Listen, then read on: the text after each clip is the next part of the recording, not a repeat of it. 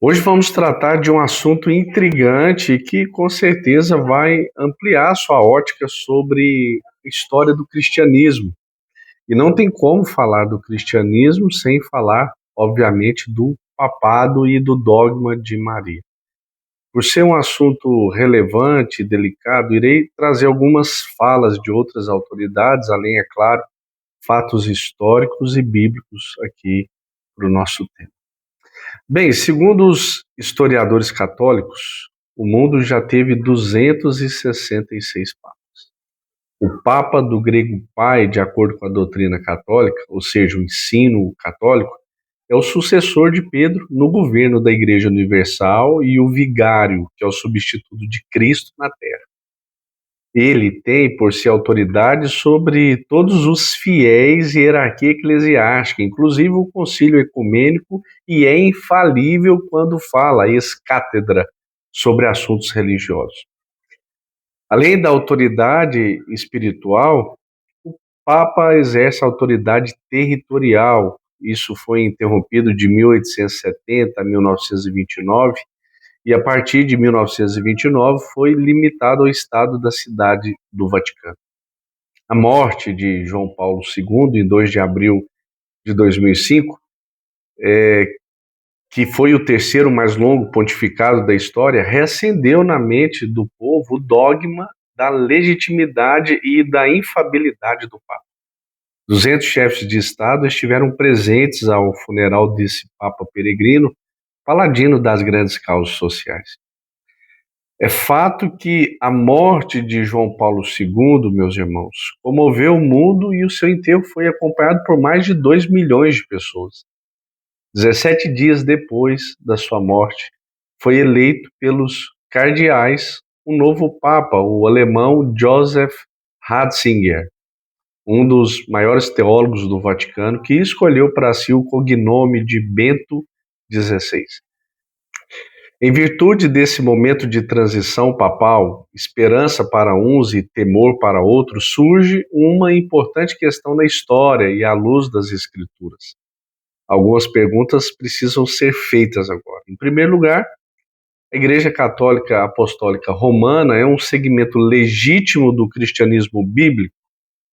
Inicialmente, precisamos definir a questão de definição. O nome Igreja Católica Apostólica Romana é impropriedade. Tem um escritor muito conhecido chamado Benjamin Scott, e segundo ele, não podemos chamar o romanismo de igreja. Ele é uma espécie de sistema em que a cabeça e a alma desse sistema são a Roma papal. O romanismo não é igreja, porque é composta apenas daqueles que foram chamados do mundo para Deus, para viver em novidade de vida. A palavra aqui, eclésia, igreja no grego, significa chamado para fora. Em outras palavras, sem verdadeira conversão, não podemos ter ajuntamento humano, grupo religioso, denominação, seita, mas não a verdadeira igreja. O outro ponto é que o romanismo também não é a igreja católica, porque nenhuma denominação pode arrogar para si esse título. Quando o credo apostólico proclama, ele vai dizer assim: creio na igreja católica.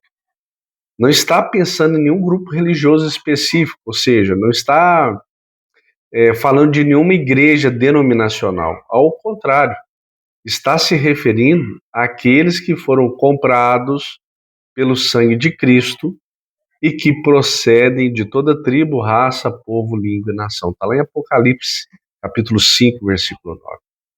E fica claro também que é uma contradição de termos, pois se a igreja é católica, não pode ser romana. E se é romana, não pode ser católica. O romanismo, de igual forma, não é uma igreja apostólica, visto que se desviou, da doutrina dos apóstolos, acrescentando uma teologia, uma série de dogmas estranhos e contrários às escrituras sagradas. Isso aqui é um outro ponto importante.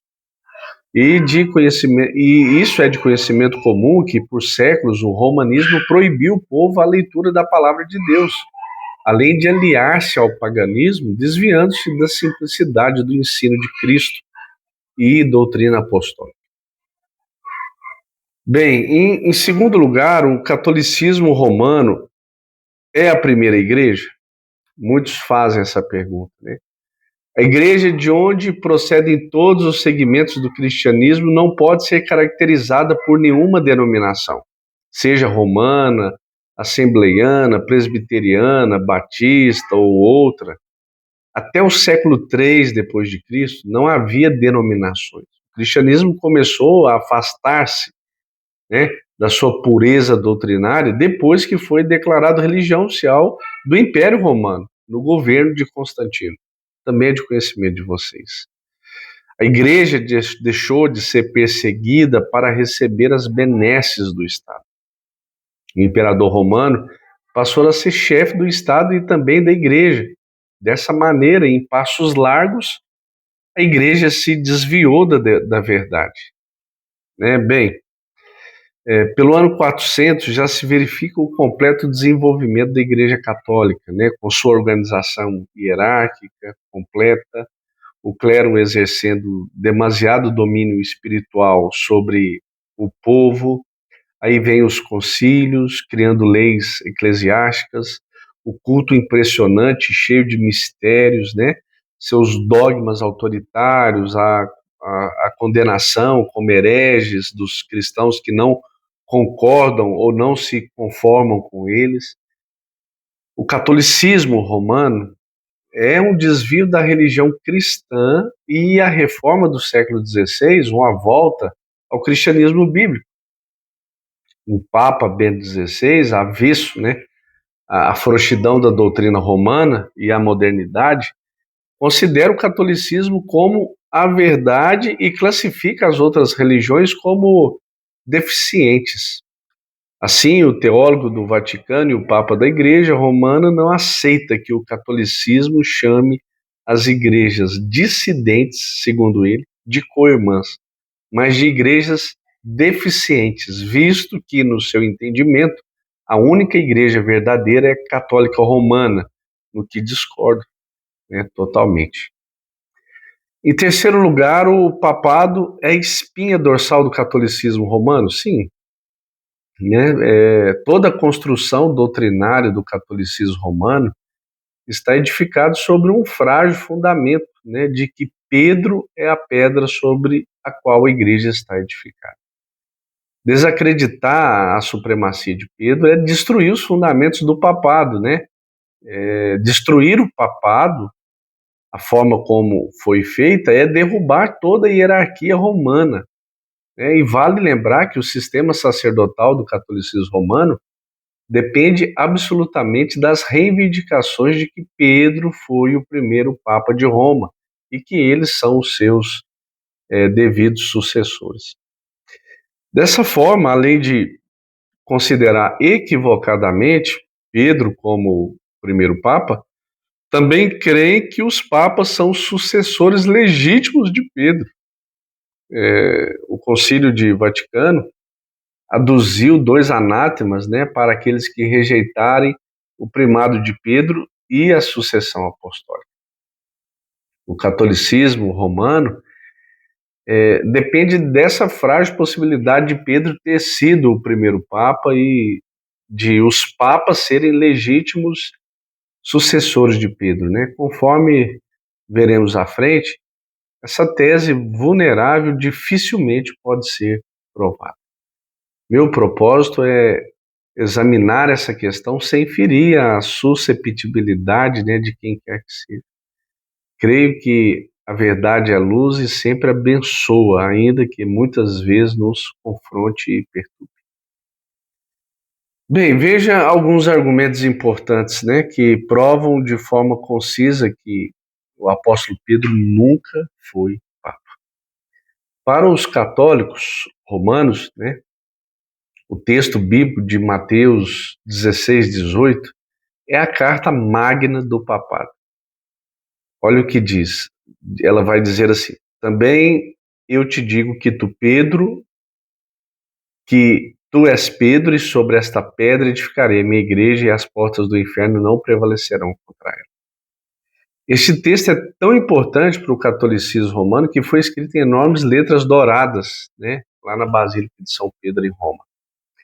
3 são as interpretações sobre quem é a pedra, né? Em primeiro lugar, Jesus é o fundamento da igreja, enquanto o catolicismo romano encontra nesse referido texto base para o primado de Pedro, vemos nele a verdade incontestável de que Jesus Cristo é a pedra sobre a qual a igreja está edificada. Esse é o primeiro ponto. Em segundo lugar, Jesus é o edificador da igreja. Jesus não é apenas o fundamento da igreja, mas também é o seu edificador. Olha o que Jesus disse: eu edificarei a minha igreja. Todas as pessoas salvas por Deus, inclusive os apóstolos, estão niveladas em um mesmo patamar. Todos são servos. Um dos postulados básicos do catolicismo é que Pedro é o edificador da igreja. E não tem nenhum texto que corrobora com isso. Isso sugere que onde está Pedro, aí está a igreja, né? Onde está o Papa, o sucessor de Pedro, aí está a igreja, né? Ubi Petrus ibi Ecclesia. Dentro desse conceito, uma igreja só é verdadeira igreja debaixo do domínio de Pedro. Ela só é genuína sob o manto do Papa. Só é fidedigna sobre o comando de Roma. É por essa causa que o Papa, sobretudo depois do Concílio do Vaticano II, né, tem se posicionado como o apóstolo da unidade cristã, como o pregador mor, né, do ecumenismo e da reunificação dos supostos irmãos separados, né. A Bíblia diz que Jesus, e não Pedro, é o edificador da igreja.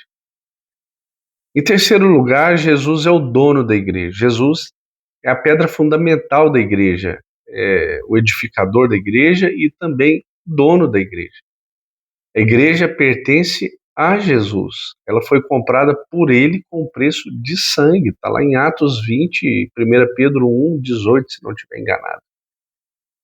Ela é a propriedade exclusiva do Senhor, Tito capítulo 2. O catolicismo ensina que o Papa tem autoridade sobre a igreja militante, purgante e triunfante. Dessa forma, nem a morte rompe os laços do fiel com a igreja romana. É por essa causa que ela pregou a respeito das indulgências, que é um outro ponto também bem sensível, né? O Papa vendia o perdão dos pecados. Ele abria e fechava as portas do céu. Ele vendia, como supremo chefe da igreja, o perdão temporal e até o eterno, fazendo assim essa igreja que hoje faz opção pelos pobres e privilegiava os ricos, né? Bem, chegamos até aqui, né? Mas no próximo vídeo nós vamos trazer mais, tratar mais sobre isso, né? Espero que você goste. Deus abençoe você e até a próxima.